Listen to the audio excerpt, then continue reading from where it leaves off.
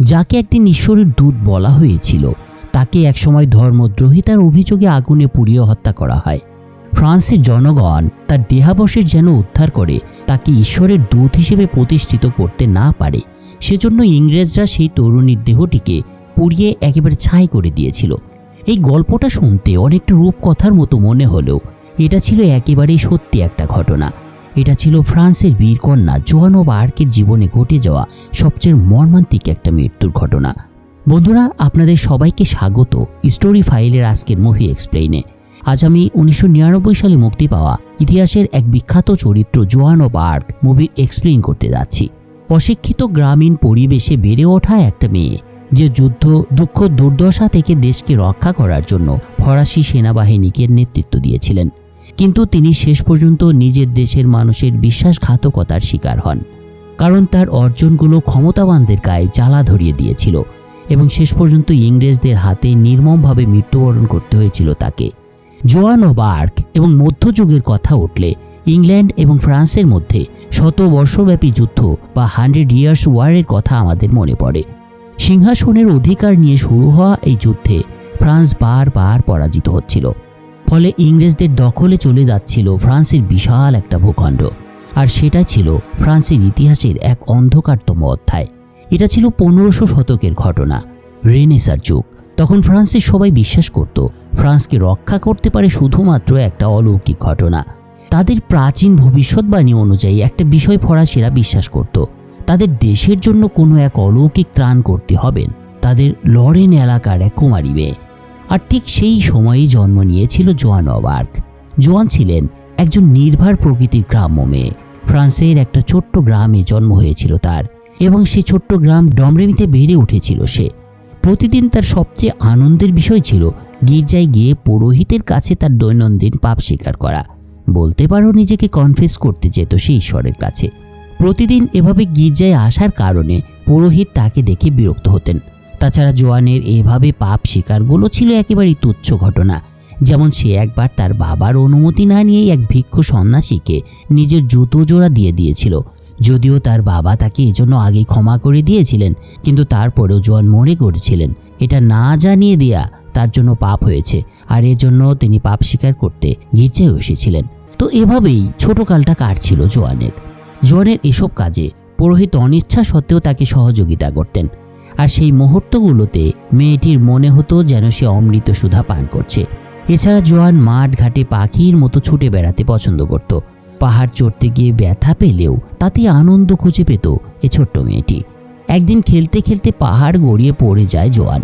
তারপর সে যখন আকাশের দিকে তাকায় তখন ঘটে একটা অলৌকিক ঘটনা। সে লক্ষ্য করে তার চারপাশের জোরে বাতাস বইতে শুরু করেছে। আকাশের মেঘগুলো যেন চক্রাকারে ঘুরছে। আশেপাশের প্রতিটি শব্দ তার কাছে যেন স্পষ্ট হয়ে উঠছিল। বাতাসের শব্দ, গির্জার ঘণ্টার ধ্বনি, গাছের পাতার মর্মর শব্দ, সব মিলিয়ে একটা সুর বেজে উঠেছিল তার মাথার মধ্যে। এবং সেই সুরের প্রতিধ্বনিগুলোর মধ্যে জোয়ান ভেতর থেকে উপলব্ধি করছিলেন এসব যেন তার ঈশ্বরের আহ্বান। কিছুক্ষণ এভাবে চোখ বন্ধ করে থাকার পর যখন জোয়ান চোখ খুলে তাকায় তখন দেখতে পায় তার পাশে ঘাসের উপর পড়ে আছে একটা তলোয়ার। আর কৌতূহলবশত সে সেটাকে তুলে নিয়ে আকাশের দিকে তাক করে ধরে। আর ঠিক সেই মুহূর্তেই আরেকটি অলৌকিক ঘটনা ঘটে। মাঠ থেকে হঠাৎ করেই সে চলে আসে এক অন্ধকার বনভূমিতে। জন দেখতে পায় একদল হিংস্র নেকড়ে পাগলের মতো দৌড়াচ্ছে সোজা তার গ্রামের দিকে। আর তাদের দেখে তলোয়ার হাতে জোয়ানও তাদের পিছু নেয়। কিন্তু যখন সে গ্রামে গিয়ে পৌঁছায় তখন সে দেখতে পায় তার শান্ত এবং শান্তিময় গ্রামটা আগুনে পুড়ে ছাই হয়ে যাচ্ছে। চারিদিকে ধ্বংসস্তূপ আর লাশের সারি পড়ে আছে এখানে সেখানে। এই ভয়াবহতা দেখে জোয়ান ভয় পেলেও সে সাহস সঞ্চয় করে নিজের বাবা মাকে খুঁজতে শুরু করে। সেই সাথে সে বুঝতে পারে ইংরেজরা তাদের গ্রামে আক্রমণ চালিয়েছে। ফরাসি রেনেসার সেই সময়টাতে ফ্রান্স এবং ইংল্যান্ডের মধ্যে একটা শতবর্ষী যুদ্ধ চলছিল, যেটা আমরা আগেই জেনেছি। তাই এ ধরনের হামলার ঘটনা ছিল সাধারণ একটা বিষয়। যা হোক, কিন্তু ঠিক তখনই তার বোন অনেকটা অসাবধানতাবশত একটা স্টুল ফেলে দেয়, আর সেই আওয়াজে ইংরেজ সৈন্যদের দৃষ্টি আকর্ষিত হয়। জোয়ানরা যে ঘরের মধ্যে ছিল সেদিকে এগোতে থাকে কিছু ইংরেজ সোলজার। ঘোড়ার টকবক শব্দ ক্রমেই বাড়তে শুরু করেছিল, আর জোয়ানের বড় বোন তাকে একটা জায়গায় লুকিয়ে রাখার চেষ্টা করে সে নিজে সৈন্যদের মোকাবেলা করার প্রস্তুতি নেয়। এর কিছুক্ষণ পর 3 জন সৈন্য সেখানে এসে তারপর তারা জোয়ানের বোনকে নির্মমভাবে নির্যাতন করে হত্যা করে। ঘরের দরজার আড়ালে লুকিয়ে থেকে জোয়ান নিজের চোখে সে ভয়াবহ দৃশ্যটা দেখতে পায়। মূলত এই দৃশ্যটাই জোয়ানের সারা জীবনের এক দুঃস্বপ্নে পরিণত হয়েছিল, যা তার জীবনে পরবর্তীতে ছায়া হয়ে যায়। সেদিন ইংরেজ সেনারা গ্রামের সব কিছু ধ্বংস করে চলে গেলে গ্রামের মানুষরা তাদের পরিজনদের জন্য শেষ কৃত্যের আয়োজন করে। এ সময় জোয়ান দেখতে পায় তার প্রিয় বোনের দেহটা ধীরে ধীরে মাটিতে ঢেকে যাচ্ছে। নিজের চোখের সামনে ঘটে যাওয়া এই নৃশংসতা জোয়ানের হৃদয়ের প্রতিশোধের একটা আগুন জ্বেলে দিয়েছিল। তারপর যখন ক্রুশটি মাটিতে পোতা হয় তখন জোয়ানের মধ্যে তৈরি হওয়া ঈশ্বরের প্রতি একসময় যে অটল বিশ্বাসটা ছিল সেটা মুহূর্তেই ভেঙে পড়ে। তার মনে হতে থাকে ঈশ্বর এটা ঠিক করছেন না তার সঙ্গে, এবং একই সাথে তিনি উচ্চারণ করতে শুরু করেন, যদি ঈশ্বর আমাকে সাহায্য না করেন তবে আমি নিজে ঈশ্বর হব। সম্ভবত সেটাই ছিল তার অন্তরের সত্যিকারের অনুভূতি। এই ঘটনার কয়েকদিন পর জোয়ানের মানসিক আঘাত কাটানোর জন্য গ্রামবাসীরা তাকে তার খালার বাড়িতে পাঠিয়ে দেয়। কিন্তু এত ছোট বয়সে সে সেই ট্রমা থেকে আর বেরোতে পারছিল না। সারাদিন ঘরে লুকিয়ে থাকতো জোয়ান, কারো সঙ্গে দেখা করত না, এমনকি সারা রাত জেগে থাকতো মাঝে মাঝেই। ফলে এইসব বিষয়গুলো তার খালা এবং খালুকে ভীষণ উদ্বিগ্ন করে তোলে। এর মধ্যে জোয়ান একদিন তাদেরকে জানায়, আমি একজন পুরোহিতের সঙ্গে দেখা করতে চাই। তার কথায় খালার আর উপায় না দেখে সে জোয়ানকে নিয়ে দীর্ঘ একটা যাত্রায় বেরিয়ে পড়ে। গির্জায় পৌঁছে জোয়ান তার মনের মধ্যে জমে থাকা কষ্ট দূর করার কিছুটা উপায় খুঁজে পেয়েছিল। সে প্রিস্টের কাছে স্বীকার করে, ইংরেজদের হামলায় আমার বোনের পরিবর্তে যদি আমি মারা যেতাম সেটাই ভালো হতো। আসলে একজন জীবিত মানুষ হিসেবে জোয়ান জানতো না কিভাবে নিজের বেঁচে থাকাটাকে সে মেনে নেবে। আসলে সে শুধু একটা বেঁচে থাকার অর্থ খুঁজছিল। পুরোহিত জোয়ানের ভেতরের ব্যথা বুঝতে পারেন এবং তাকে সান্ত্বনা দিতে শুরু করেন। আর বলাই বাহুল্য, প্রিস্টের কথাগুলো জোয়ানের জীবনে শেষ পর্যন্ত আশার একটা দড়ি হয়ে ওঠে। কিন্তু জোয়ান শুধুমাত্র একজন অপেক্ষমান আত্মা হয়ে থাকতে চাননি। গির্জা থেকে সেদিন ফেরার পথে খালা খালুর অলক্ষ্যে গাড়ি থেকে লাফ দিয়ে পালিয়ে যায় জোয়ান। প্রচণ্ড বৃষ্টি মাথায় নিয়ে মাইলের পর মাইল পার হয়ে জোয়ান নিজেই একসময় পৌঁছায় সেই পুরনো গির্জায়, যেখানে সে একসময় তার পাপ স্বীকার করতে আসতো নিয়মিত। সেই দুর্যোগময় আবহাওয়ায় গির্জার ভেতরে গিয়ে পবিত্র প্রভু ভোজে রাখা রক্তের পাত্রগুলো থেকে সে রক্ত পান করতে শুরু করে। আর সেই মুহূর্তেই জোয়ান ও বার্কের অন্তরাত্মা কেঁপে ওঠে। তার মাথার ভেতরে একটা কথাই বেজে চলছিল, ফরাসি জনগণের ত্রাতা হয়ে উঠতে হবে তাকে। তবে এই ব্যাপারটা তার মধ্যে একটা আলোড়নও তুলেছিল। জোয়ান ভাবতে শুরু করেছিল, এটা কি ঈশ্বর তাকে বলবেন? যদি ঈশ্বরের আহ্বান না হয় তবে কার ডাক ছিল সেটা, যেটা সে শুনেছিল? এসব প্রশ্নের উত্তর খুঁজতে শুরু করেছিল জোয়ান ও বার্ক। এভাবে বেশ কয়েকটা বছর পার হয়ে যায়। ঈশ্বর আমার সঙ্গে আছেন, এই অটল বিশ্বাস নিয়ে জোয়ান ও বার্ক এখন এক শক্তিশালী নারীতে পরিণত হয়েছিলেন। সে মাঝে মাঝে ঈশ্বরের কণ্ঠ শুনতে পেত। একদিন জোয়ান শুনতে পায় ঈশ্বর যেন তাকে বলছে ফরাসি যুবরাজ ডফিনকে সিংহাসনে বসাতে হবে এবং ফ্রান্সকে বিপদ থেকে মুক্ত করতে হবে। সেদিনের সেই ঘটনার পর জোয়ান রাজা ডফিনকে একটা চিঠি লেখেন এবং সেখানে সে নিজের পরিচয় দেন লরেনের কুমারী হিসেবে। চিঠিতে জোয়ান বলেছিল সে ঈশ্বরের বার্তা বহন করছে এবং সরাসরি প্রিন্স চার্লসের সঙ্গে সে দেখা করতে চায়। এই চিঠিটা যখন ফরাসি রাজ পরিবারের কাছে পৌঁছায় তখন ভীষণ এক আলোড়ন তৈরি হয়। রাজ পরিবারের অনেক প্রভাবশালী মনে করে বসেন জোয়ান একজন জাদুকরী নারী, তাই চার্লসের সঙ্গে তার দেখা হওয়াটা খুব একটা সহজ হবে না। কিন্তু রানী সবাইকে থামিয়ে দিয়ে ডফিনকে উৎসাহ দিয়েছিলেন জোয়ানের সঙ্গে দেখা করতে। মূলত রানীর কথাতে চার্লস রাজি হয়েছিলেন। আসলে ইংরেজদের অবরোধ ভাঙতে হলে ফরাসি জনগণের দরকার ছিল এক নতুন আধ্যাত্মিক প্রতীক, যেটা তাদের জন্য নতুন আশার আলো দেখাতে পারত। তবে ডফিনের নিরাপত্তার জন্য জোয়ানের পরিচয় যাচাই করতে চার্লস একটা পরীক্ষার ব্যবস্থা করেন। তিনি তার এক বিশ্বস্ত সহকারীকে নিজের ছদ্মবেশে সিংহাসনে বসান এবং নিজে মানুষের মধ্যে লুকিয়ে থেকে দেখার চেষ্টা করেন জোয়ান সত্যিই তাকে চিনতে পারে কিনা। রাজার বিশ্বাস ছিল যদি সে তাকে চিনতে পারে তাহলে তিনি বিশ্বাস করবেন জোয়ান সত্যিই ঈশ্বর প্রেরিত। এই পরীক্ষায় উত্তীর্ণ হওয়ার পর জোয়ানের কুমারিত্ব যাচাই করার জন্য 4 জন দাসীকে দায়িত্ব দেওয়া হয়েছিল। বেশ কিছুক্ষণ নিবিড়ভাবে পরীক্ষা করে ঘোষণা করা হয় জোয়ানের শরীরে কোনো অপবিত্রতার চিহ্ন নেই, সে সম্পূর্ণ পবিত্র। এই কথাটি শেষ হতেই উপস্থিত জনতার মধ্যে উল্লাসের ধ্বনি ওঠে, আর কুমারিত্বের পরীক্ষায় উত্তীর্ণ জোয়ানকে আরও বেশি দৃঢ়চেতা দেখাচ্ছিল। তবে সেটাই কিন্তু তার শেষ পরীক্ষা ছিল না। দাফিনের সঙ্গে দেখা করতে যাওয়ার পথে চার্লস তার জন্য একটা ফাঁদ পেতেছিলেন। তিনি তার সহকারীকে রাজকীয় পোশাক পরিয়ে নিজের ভূমিকায় বসিয়েছিলেন আর নিজে ভিড়ের মধ্যে লুকিয়েছিলেন জোয়ানকে বিভ্রান্ত করতে। কিন্তু জোয়ান বুঝে গিয়েছিল বিষয়টা। সে সিংহাসনে বসে থাকা মানুষটিকে দেখে বলে উঠেছিল, আপনি একজন সৎ মানুষ, কিন্তু আপনি দফিন নন। এই কথা বলেই সে ভিড়ের দিকে তাকায় এবং সোজা হাঁটতে থাকে লুকিয়ে থাকা আসল দফিনের দিকে। তার চোখে তখন দৃঢ়তা প্রকাশ পাচ্ছিল। তাকে এগিয়ে যেতে দেখে রক্ষীরা তাকে থামালেও তাদের সরিয়ে দিয়ে সেবার রাজা চার্লসের কাছে গিয়ে তাকে ফিসফিস করে বলেন, আমি স্বর্গ থেকে একটা বার্তা নিয়ে এসেছি, যাকে বলা আপনাকেই বলা যাবে। এক গ্রাম্য মেয়ে কখনোই জানতে পারার কথা নয় দাফিন দেখতে ঠিক কেমন। তবু জোয়ান ঠিক তাকে চিনে ফেলেছিলেন সেদিন। তাই চার্লস ধীরে ধীরে জোয়ানকে বিশ্বাস করতেও শুরু করেন। এরপর সবার আপত্তি উপেক্ষা করে সে জোয়ানকে তার ব্যক্তিগত কক্ষে নিয়ে যান, যেখানে জোয়ান ঈশ্বরের সঙ্গে তার কথোপকথনের সকল বিষয় রাজা চার্লসকে জানায়। জোয়ানের বর্ণনা এত বাস্তব এবং বিশ্বাসযোগ্য ছিল যা চার্লসের অবিশ্বাসটাকে বদলে ফেলে দৃঢ় বিশ্বাসে। তার এতদিনের হারানো উচ্চাকাঙ্ক্ষা আবার জেগে উঠতে শুরু করে। রাজা চার্লস বিশ্বাস করতে শুরু করেছিলেন জোয়ানই নির্বাচিত ঈশ্বরের দূত। এরপর বাইরে বেরিয়ে চার্লস জোয়ানকে প্রতিশ্রুতি দেন তার জন্য একটা সেনাবাহিনী প্রস্তুত করা হবে। এরপর তিনি আদেশ দেন জোয়ানের নিরাপত্তা এবং সেবার জন্য একটা বিশেষ কর্মীও নিয়োগ করতে হবে।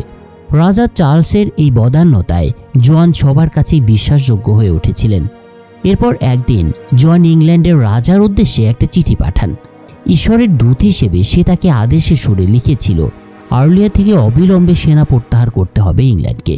কিন্তু এত সবের পরেও চার্লসের পাশে থাকা উপদেষ্টারা আবার সন্দেহ করতে শুরু করেছিলেন জোয়ানের প্রতি। তাই আবারও জোয়ানের জন্য আরেকটি পরীক্ষার আয়োজন করতে হয় রাজাকে। এবার বৈজ্ঞানিকভাবে তাকে প্রমাণ করতে হবে যে জোয়ান ভবিষ্যৎবাণীর সেই অলৌকিক দূত কিনা। আগের দুটো পরীক্ষায় উত্তীর্ণ হওয়ার পর গির্জা তাকে বাধ্য করে এবার সবার সামনে প্রমাণ দিতে। কিন্তু এত সব প্রশ্নের মুখে জোয়ানের জবাব ছিল দৃঢ়। সে বলেছিল, সেদিন আমি এখানে কৌশল দেখাতে আসিনি। আপনারা সবাই আমার চেয়ে অনেক বুদ্ধিমান, তা সত্ত্বেও বুঝতে পারছেন না। ফরাসিদের রক্ত নদীর মতো বইছে, আর আপনারা সুন্দর পোশাক পরে আমাকে ঠকানোর জন্য উঠে পড়ে লেগেছেন। কিন্তু আপনারা জানেন না, এখানে আসলে আপনারা আপনাদের নিজেদেরকেই ঠকাচ্ছেন। জোয়ানের এই কথায় পুরো ঘর নিস্তব্ধ হয়ে যায়। কেউ তার বিপক্ষে আর কথা বলা সাহস পায় না, কারণ কেউই ইতিহাসের চোখে পাপী হতে চাইছিল না। শেষ পর্যন্ত সিদ্ধান্ত হয় জোয়ান ও বার্ক আর্লিও শহরের রক্ষাকারীদের সহায়তার জন্য খাদ্য এবং সৈন্যবাহিনী নিয়ে সেদিকে রওনা হবে। কিন্তু সেই শহরের সেনাপতিরা যখন দেখতে পায় তাদের নেতা একজন মেয়ে, তখন তারা ব্যঙ্গাত্মকভাবে হাসতে শুরু করেন। তারপরেও তাকে আর্লিও শহরে প্রবেশ করতে দেওয়া হয়, কারণ বাস্তবতাটা ছিল সম্পূর্ণ ভিন্ন। জোয়ান ও বার্ক শহরে প্রবেশ করার সাথে সাথেই এতদিনের যুদ্ধে ক্লান্ত হয়ে পড়া মানুষেরা উল্লাসে ফেটে পড়ে এবং একই সাথে তাদের চোখে জোয়ান ও বার্ক হয়ে ওঠেন ঈশ্বর প্রেরিত রক্ষাকারী হিসেবে। লিওর যে সৈন্যরা এতদিন ধরে পরাজয়ের কাদায় আটকে ছিল, তারা কোনোভাবেই এ বহু প্রতীক্ষিত আশার দড়িটাকে ঠিক ছেড়ে দিতে চাইছিল না। কিন্তু জোয়ান ও বার্কের জন্য প্রকৃত চ্যালেঞ্জ মূলত তখন থেকেই শুরু হয়। যে মেয়ে কোনোদিন যুদ্ধের প্রশিক্ষণ নেয়নি, এমনকি পড়তেও জানতো না, সেই অশিক্ষিত ছোট্ট মেয়েকে কেউ বিশ্বাস করতে পারছিল না। অভিজ্ঞ সেনানায়কেরা তাকে সরাসরি প্রত্যাখ্যান না করলেও উপেক্ষা করে যাচ্ছিল। এই অবজ্ঞায় ক্ষিপ্ত হয়ে জোয়ান একদিন সবার সামনে রেগে গিয়ে চিৎকার করে ওঠেন। তারপর মানচিত্রের দিকে আঙুল দেখিয়ে তিনি বলতে শুরু করেন, নদী পেরিয়ে এখান দিয়ে আমরা আক্রমণ করব। কিন্তু সেনাপতিদের অভিজ্ঞতা অনুযায়ী এটা ছিল অবাস্তব। এখানে তুরেল নামের একটা দুর্গ ছিল এবং সেটা ছিল অভেদ্য।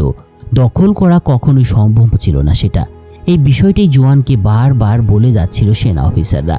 তাদের মনোভাবটা যথারীতি বুঝতে পারে জোয়ান। তারা মোটেও পরোয়া করছিল না যে জোয়ান আসলে ঈশ্বরের দূত কিনা। যতদিন সে মেয়ে থাকবে ততদিন তার কথা তারা গুরুত্ব দেবে না। মূলত এটাই ছিল তাদের সিদ্ধান্ত। আর এই চিন্তা থেকে রাগে ও অপমানে জোয়ান একজন অফিসারের গালে একসময় চড় মেরে বসে এবং তারপর এক গুরুত্বপূর্ণ সিদ্ধান্ত নেয় সে। জোয়ান হাতে একটা ছুরি তুলে নেয় এবং নিজের সুন্দরী সোনালী চুলগুলো কেটে ফেলতে শুরু করে। নিজেকে পুরুষের মতো রূপ দেয় জোয়ান অব আর্ক।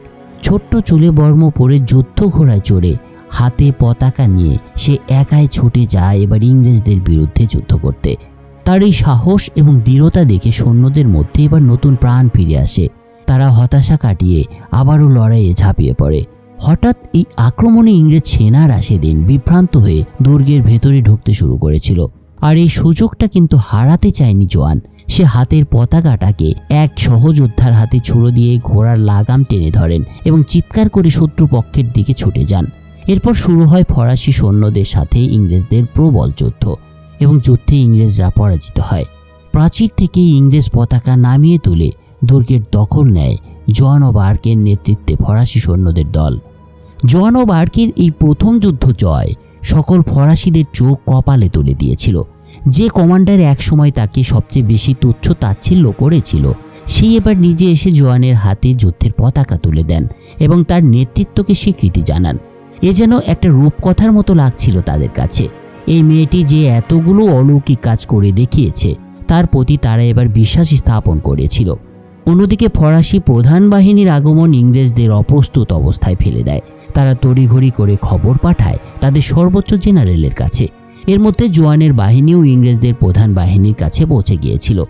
উপর থেকেই সে শহরের প্রাচীরের বাইরে দাঁড়ানো তরুণটির দিকে তাকিয়ে হাসতে শুরু করে এবং বলতে থাকে, একটা মেয়ে আমাদের হারাবে। ইংরেজ সেনাপতির এই তাচ্ছিল্যতা জোয়ান অব আর্ক এবং তার সৈন্যদের মধ্যে আবারও উদ্দীপনা তৈরি করে। যোদ্ধারা ক্লান্ত হলেও জোয়ানের উপস্থিতিতে তারা নতুন শক্তি খুঁজে পায় এবং একই সাথে শুরু হয় এই আর্লিওর জন্য মহা একটা যুদ্ধ। কিন্তু ইংরেজ সৈন্যবাহিনী ছিল প্রত্যাশার চেয়েও বেশি শক্তিশালী। দেখা যায় বড় বড় পাথর খণ্ড তারা ছড়ে দিচ্ছে ফরাসি সেনাবাহিনীর দিকে। ফলে অসংখ্য সৈন্য সেদিন আহত হয় এবং অনেকেই মারা যায়। দুই পক্ষের মধ্যে এক ভয়ঙ্কর অস্থিরতা তৈরি হয়েছিল তখন। এই অবস্থায় জোয়ান নিজেই পতাকা হাতে এগিয়ে যান সামনের দিকে। যুদ্ধের শীর্ষে পৌঁছানোর ঠিক আগে এক ইংরেজ সেনার তীর জোয়ানের বুকে এসে বিদ্ধ করে। ফলে মাটিতে পড়ে যান জোয়ান।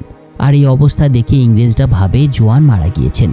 কিন্তু কিছুক্ষণ পর দেখা যায় জোয়ান ধীরে ধীরে চোখ খুলছে এবং নিজেই তার শরীর থেকে তীরটি বের করে নিয়ে আসছেন। ভাবখানাতে এমন যেন কিছুই হয়নি তার। কিন্তু তারপরেই জোয়ান জ্ঞান হারান। এরপর ডাক্তার পরীক্ষা করে জানায় জোয়ান মোটামুটি সুস্থ আছে, সে ঘুমোচ্ছে। কিন্তু জোয়ানের সেই ঘুম ছিল অস্থির এবং শান্ত প্রকৃতির। সে স্বপ্নে দেখতে পাচ্ছিল তার চারপাশে ঘন অন্ধকার বিরাজ করছে। ঈশ্বরও যেন কোথায় হারিয়ে গিয়েছেন। এরপর নিজেকে জোয়ান এক সুড়ঙ্গে আবিষ্কার করেন। এ সময় হাতে তার ছিল মশাল এবং সেটা নিয়ে তিনি ধীরে ধীরে অন্ধকারের দিকে এগিয়ে চলেছিলেন। আসলে এসব কিছুই স্বপ্নে দেখছিলেন জোয়ান। আর হঠাৎ তার স্বপ্নটা ভেঙে যায়। তখনই ঘটে আর একটা অলৌকিক ঘটনা। দেখা যায় জোয়ান সম্পূর্ণ সুস্থ হয়ে উঠেছেন, তার দেহে আঘাতের চিহ্ন মাত্র নেই। এরপর জোয়ান ঘর থেকে বেরিয়ে দেখতে পায় তার সৈন্যরা নিস্তেজ হয়ে শুয়ে আছে। তারা তাদের মনোবল সম্পূর্ণ হারিয়ে ফেলেছিল। অন্যদিকে ইংরেজরা জোয়ানের মৃত্যুটাকে সত্যি ধরে নিয়ে ভাবছিল তারা জিতে গিয়েছে। তাই হাসি তামাশায় মেতে উঠেছিল ইংরেজ শিবির। ইংরেজদের এই অপমানজনক কথাগুলো শুনে জোয়ানের মনের ভেতরটা জ্বলে ওঠে। সে একে একে তার সৈন্যদের জাগাতে শুরু করে এবং তাদের নতুন করে লড়াইয়ের জন্য উৎসাহ দিতে থাকে। তবে এবার জোয়ান হঠাৎ করে ইংরেজদের উপরে ঝাঁপিয়ে পড়েছিল না, বরং পরিকল্পনা করেছিল সংগঠিতভাবে তারা আক্রমণ শুরু করবে। জোয়ানের নির্দেশে একটা পরিত্যক্ত অবরোধ টাওয়ার পুনর্নির্মাণ করা হয় এবং সেটাকে ইংরেজদের ক্যাম্পের বিপরীতে স্থাপন করা হয়। ফরাসিদের এই অবস্থা দেখে ইংরেজ কমান্ডার ঠাট্টা করে বলতে শুরু করেন, এই পাগল মেয়েটা অবরোধ টাওয়ার ব্যবহার করতেও জানে না দেখছি। কিন্তু তার কথা শেষ হওয়ার আগেই জোয়ান তার প্রমাণ দেয় যে এটা ভুল। তার আদেশে সেই পুরনো টাওয়ারটি এবার সরাসরি ইংরেজ দুর্গের উপরে আঘাত হানে। ফলে তাদের প্রাচীর ভেঙে তৈরি হয় একটা বিশাল ফাঁক। সেনারা সঙ্গে সঙ্গে পাল্টা আক্রমণ শুরু করে। ফরাসি সৈন্যরা ইংরেজদের সামনের সারি ভেদ করে শহরের গেটগুলো বন্ধ করে দিতে থাকে। এই চমকে যাওয়া পরিস্থিতিতে ইংরেজ সৈন্যরা ভীত হয়ে পিছিয়ে যেতে শুরু করেছিল। কিন্তু তারপরেই শুরু হয়েছিল পূর্ণ মাত্রার একটা যুদ্ধ। উভয় পক্ষই ভয়াবহ ক্ষতির পর অবশেষে শহরের দরজা ভেঙে ফেলতে সক্ষম হয় ফরাসি সেনারা। রক্তের নেশায় মাতাল ফরাসি সৈন্যরা উন্মত্ত হয়ে ভেতরে ঢুকে পড়ে। প্রায় অর্ধ শতাব্দীর মধ্যে এই প্রথমবারের মতো তারা আবার সত্যিকারের যোদ্ধা মনে করতে শুরু করেছিল নিজেদের। আর বলাই বাহুল্য সেদিন ইংরেজরা ভয়ঙ্করভাবে পরাজিত হয়। তবে যুদ্ধক্ষেত্র জুড়ে ছড়িয়ে থাকা অগণিত মৃতদেহ এবং এই নির্মম দৃশ্য দেখে জোয়ান অব আর্ক যেন বজ্রাহত হয়েছিলেন। রক্তে রঞ্জিত তার হাত দুটি যেন নীরবে তাদের দিকে প্রশ্ন তুলছিল, এমন হত্যাযজ্ঞের নির্দেশ কেন ঈশ্বর দিতে পারেন? তবে একই সাথে তার মন বলে উঠেছিল, যদি ঈশ্বর না দেবেন তাহলে এই কাজটি কার, কেন এটা হলো? কিন্তু ইংরেজরা তাকে এসব ভাবার বেশি সময় দেননি সেদিন।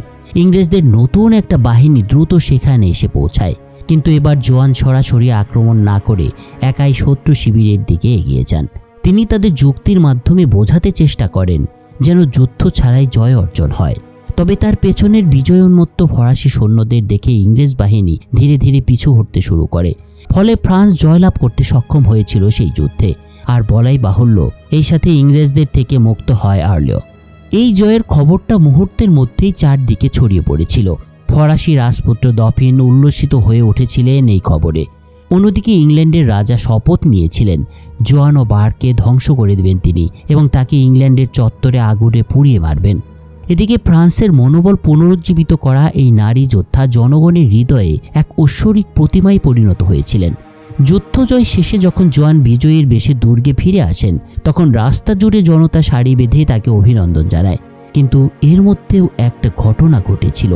যখন জোয়ান যুদ্ধক্ষেত্রের নেতৃত্ব দিচ্ছিলেন, তখনই তার রাজা চার্লস তাকে পরিত্যাগ করেন, কারণ রাজদরবারের প্রভাবশালীদের দ্বারা রাজা চার্লস প্রভাবিত হয়ে গিয়েছিলেন। জোয়ান যখন এই খবরটা শুনতে পান, তখন তিনি নিজের দলের বিশ্বাসঘাতকতায় ক্ষুব্ধ হয়ে প্রাসাদে গিয়ে পৌঁছান এবং রাজাকে এটার জন্য জবাবদিহি করতে বাধ্য করেন। কিন্তু দেখা যায় চার্লস সব কিছু অস্বীকার করেন এবং তাকে উপহাস করতে শুরু করেন। রাজা এবং তার উপদেষ্টাদের এই মানসিকতার কাছে সাময়িক সময়ের জন্য হলেও হতাশায় পড়ে গিয়েছিলেন জোয়ান। কিন্তু এই কৃষককন্যা বিশ্বাস করতেন তার দায়িত্ব এখনও শেষ হয়নি। তাই সে নিজস্ব প্রভাব কাজে লাগিয়ে নতুন সৈন্য জোগাড় করতে শুরু করেছিলেন এবং নিজের একটা বাহিনী গঠন করে বার্গান্ডি আক্রমণের প্রস্তুতি নেন। আর এই বার্গান্ডিও ইংরেজদের দখলে ছিল। কিন্তু এতে অভিজাতরা আতঙ্কিত হয়ে পড়ে। তারা মতামত দিতে শুরু করে জোয়ান অব আর্ক ইংল্যান্ডের সাথে ফ্রান্সের শান্তি আলোচনাটাকে বিনষ্ট করছেন। আর এই অজুহাতে তারা চার্লসকে বোঝায় বার্গান্ডির অভিজাতদের সঙ্গে মিলে তাকে দমন করতে হবে। আর এই লক্ষ্যে তারা একটা ফাঁদ পাতে। এর কয়েকদিন পর যখন জোয়ান তার সেনাদের নিয়ে বার্গান্ডি আক্রমণ করে, তখন নিজেদের বিশ্বাসঘাতক বাহিনী তাকে বন্দী করে। এই খবরে চার্লস অনেকটা দ্বিধায় পড়ে গিয়েছিলেন। একদিকে যে নারী তার দেশের জন্য একের পর এক বিজয় নিয়ে এসেছিল, আবার সেই নারীর সঙ্গেই তারা বিশ্বাসঘাতকতা করছিল। মূলত এরকম একটা দ্বৈত নীতির দ্বিধাদ্বন্দ্বে ভুগছিলেন রাজা চার্লস। এদিকে এই নোংরা ষড়যন্ত্রের মধ্যে জোয়ান তার দেশের জন্য যুদ্ধ করতে গিয়ে আক্রমণের শিকার হন। শহরের গেটের বাইরে ফাঁদে পড়ে চারদিক থেকে তাকে ঘিরে ফেলে শত্রুরা। তার বিশ্বস্ত সৈন্যদের নির্মমভাবে হত্যা করা হয় আর জোয়ানকে ঘোড়া থেকে টেনে নামিয়ে বন্দি করা হয়। সেদিন যখন জোয়ান অজ্ঞান হয়ে পড়ছিলেন, তখন তার মনে হচ্ছিল যেন লতাগুল্মগুলো তাকে শক্ত করে জড়িয়ে ধরছে এবং ধীরে ধীরে তার প্রাণ শক্তি শুষে নিচ্ছে। কিছুক্ষণ পর চেতনা ফিরে পেলে তিনি ভয়ে দেখতে পান এক রহস্যময় কালো পোশাকের মানুষ তার পাশে দাঁড়িয়ে আছে। এ সময় সে তাকে বলে, মৃত্যু এক আশ্চর্য জিনিস। কয়েক মাসের মধ্যে তুমি কেবল হাড়ের স্তূপ হয়ে যাবে এবং এর 1 বছর পর তোমার অস্তিত্বই থাকবে না এই পৃথিবীতে। এরপর লোকটির রূপ বদলাতে শুরু করে। প্রতিটি মুখই ছিল সেই ঈশ্বরের মুখ যাদের জোয়ান তার স্বপ্নে দেখেছিলেন। অবশেষে সে ফিরে এলো নিজের আসল রূপে, আর তাকে দেখে জোয়ান অব আর্ক এবার স্তব্ধ হয়ে যায়। সে ভাবে, যদি এটা ঈশ্বরের আহ্বান হয়ে না থাকে তবে কার?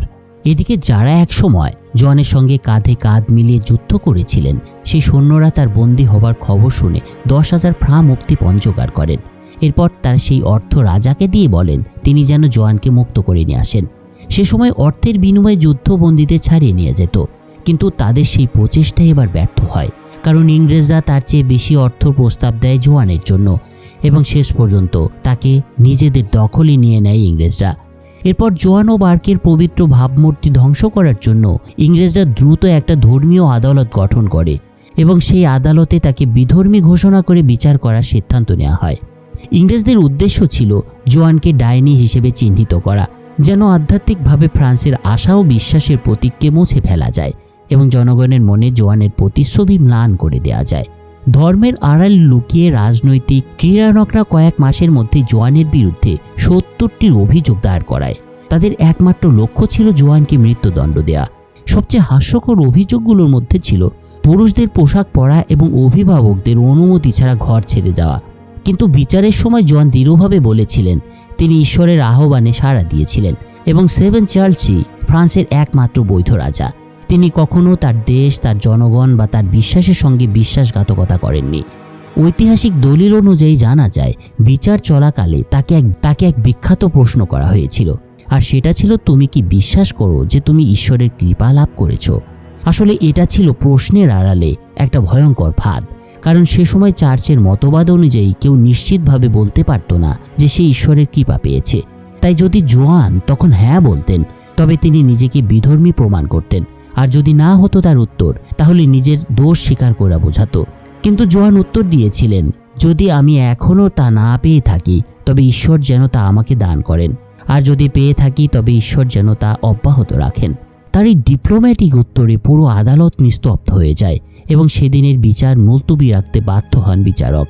একজন ন্যায়পরায়ণ পুরোহিত বিচার প্রক্রিয়া থেকে সরে দাঁড়িয়েছিলেন এবং এই অবিচারের কথা পোপকে জানাতে তিনি ইতালির দিকে রওনাও হয়েছিলেন।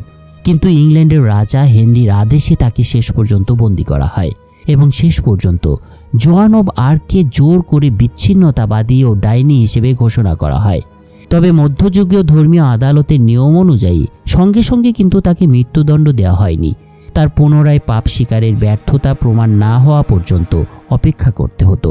তাই ইংরেজরা আর একটা নতুন কৌশল ব্যবহার করে, জোয়ানের অশিক্ষাকে কাজে লাগানো। তাকে ধোঁকা দিয়ে একটা নথিতে শেষ পর্যন্ত স্বাক্ষর করানো হয় যেখানে লেখা ছিল তিনি তার ধর্মবিরোধী কাজ স্বীকার করছেন, আর এটা ছিল একটা মাত্র এক্স চিহ্ন, এবং সেটাই ইংরেজদের হাতে তার মৃত্যুদণ্ডের সুযোগ এনে দেয়। সেদিন রাতেই একদল ইংরেজ শূন্য কারাগারে ঢুকে পড়ে। তারা তার নারীদের পোশাক ছিঁড়ে ফেলে এবং শুধুমাত্র একটা পুরুষের পোশাক রেখে যায়। বিষয়টা এমন ছিল যে এটা যদি জোয়ান পরিধান করত তাহলে তাকে বিধর্মী প্রমাণ করা যেত। সেদিন বলা যায় বাধ্য হয়েই নিজের লজ্জা নিবারণ করার জন্য জোয়ান সেই পুরুষের পোশাকটি পরেন, আর এটাই তার মৃত্যুকে নিশ্চিত করে দেয়। ইংল্যান্ডের রাজা হেনরির নির্দেশে তৈরি মিথ্যা কাহিনীর প্রভাবে 1431 সালের 31শে মে রোয়া শহরের কেন্দ্রীয় চত্বরে ধর্মবিরোধিতার অভিযোগে জোয়ান অব আর্ককে আগুনে পুড়িয়ে মারা হয়। কিন্তু ফাঁসির আগের রাতে জোয়ান নাকি কারাগারে ঘুরে বেরিয়েছিলেন। সে সময় তিনি শৈশবের মতোই একজন পুরোহিত খুঁজছিলেন তার শেষ স্বীকারোক্তি দেওয়ার জন্য। কিন্তু ঠিক তখনই সেই রহস্যময় কালো মানুষটি আবার উপস্থিত হয় তার সামনে, এইবার একজন পুরোহিতের বেশে, এবং তার কণ্ঠ শোনার ভান করেন তিনি। লোক বেসরের চলচ্চিত্রে জোয়ানকে এক রক্তমাংসের চিন্তাশীল মানুষ হিসেবে দেখানো হয়েছে। শেষে তিনি স্বীকার করেছিলেন হয়তো প্রতিশোধ ও ক্রোধের বশেই সে ঈশ্বরের দূত সত্তার কল্পনা করেছিল, যা দিয়ে সে রাজপুত্র ও অসংখ্য মানুষকে ইংরেজদের বিরুদ্ধে যুদ্ধ করতে উদ্বুদ্ধ করেছিল, এবং সেটা সে করেছিল তার বোনের মৃত্যুর প্রতিশোধ নেওয়ার জন্য। কিন্তু সত্য যাই হোক না কেন, কেউই সেটা মুছে দিতে পারবে না। কেউ মুছে দিতে পারবে না ফ্রান্সের জাতীয় চেতনা গঠনে জোয়ান অব আর্কের অবদান। জোয়ানের মৃত্যুর পরই ফ্রান্স সত্যিকারের একটা জাতি হিসেবে আত্মপ্রকাশ করে, আর বলাই বাহুল্য এতে করে সে যেন মরে গিয়েই অমর হয়ে গিয়েছিল পুরো ফরাসিদের হৃদয়ে। বিশ্বাস, সাহস এবং দেশপ্রেমের প্রতীক হয়ে উঠেছিল জোয়ান অব আর্ক। বন্ধুরা, এই ছিল জোয়ান অব আর্কের গল্প। কেমন লাগলো মুভির স্টোরিটা এবং আমার এক্সপ্লেইন জানাতে কমেন্টস করবেন, এবং যদি ভালো লাগে ভিডিওটিতে লাইক করবেন, শেয়ার করবেন, আর অবশ্যই চ্যানেলটা সাবস্ক্রাইব করে রাখবেন। তো ফিরছি পরবর্তী কোনো এক গল্প নিয়ে খুব শীঘ্রই। সে পর্যন্ত সবাই ভালো থাকুন। Take care, tata.